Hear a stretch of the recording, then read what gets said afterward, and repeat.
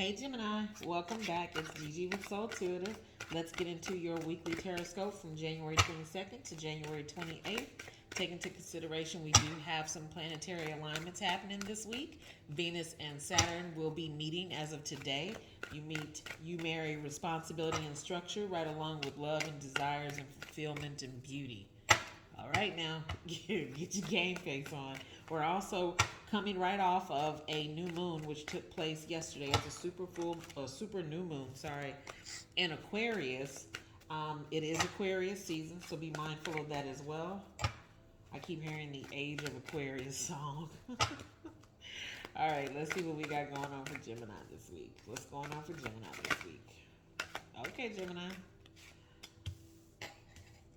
The High Priestess. All right. For those of my spiritual beings that are actually watching, get into your downloads. Pay attention to those. I would also be writing when you are receiving too many cards. When you're receiving a prompt or a notion, write it down if you can't get to it in that moment, because this is the week of guidance, which is a good thing, not a bad thing.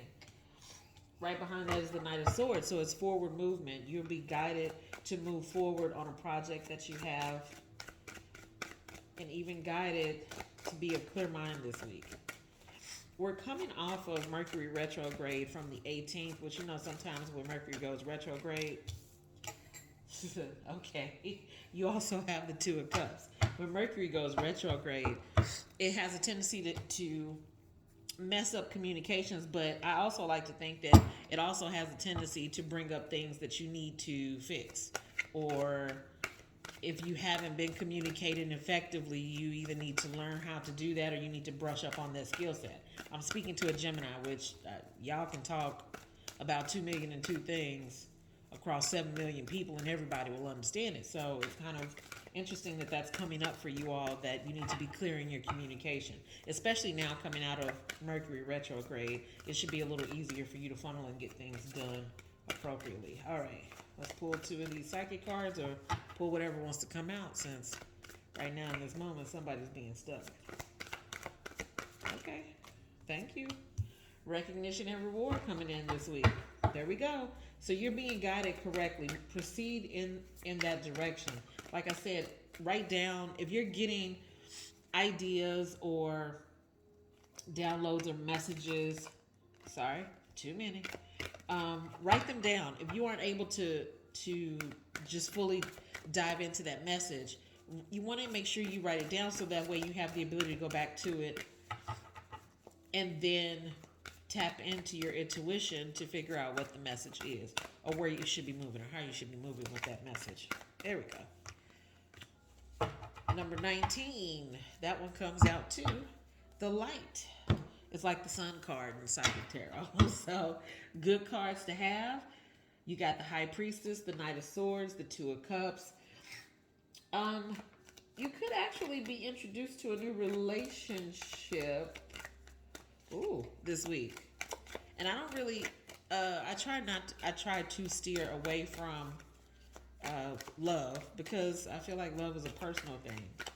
If tarot has the ability to guide, sometimes it does, yes, it helps to guide you in those, but tarot really is used for confirmation. It's not really used for predictive analysis to an extent.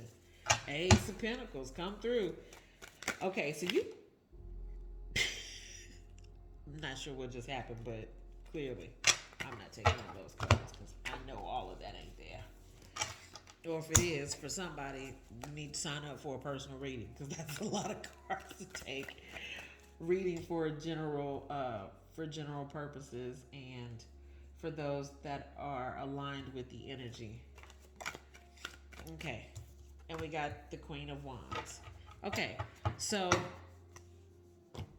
as I was saying, if you don't have the opportunity to lean into whatever download you're receiving this week, it's okay. Just take a moment, get out some scratch paper, write it down, so you have the ability to go back and revisit it.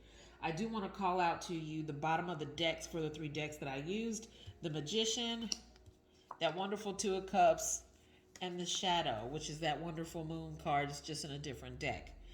To me, what that is advising is that the downloads that you receive that have the ability to actually move you forward are going to move you in the direction of another person. And I say that now because you got two of cups. That's coupling. And it may not necessarily be intimate love, but it definitely is, you're birthing a new relationship or changing out a relationship that you had already that might have been a tad bit contentious, and especially contentious during this Mercury retrograde. But aligning that and changing out that particular relationship or getting into that relationship brings recognition and reward. It brings hope and joy, and it brings more money. And it brings you mastering your work. So to me, I think whatever information is coming in, it will give you the ability to discern what you need to discern to make mental moves to get into alignment with whomever this other individual is. That's a beautiful thing.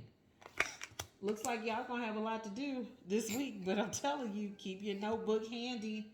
Keep your notebook handy, keep your pen handy, because you're gonna be receiving a lot of information this week. Until next week, peace.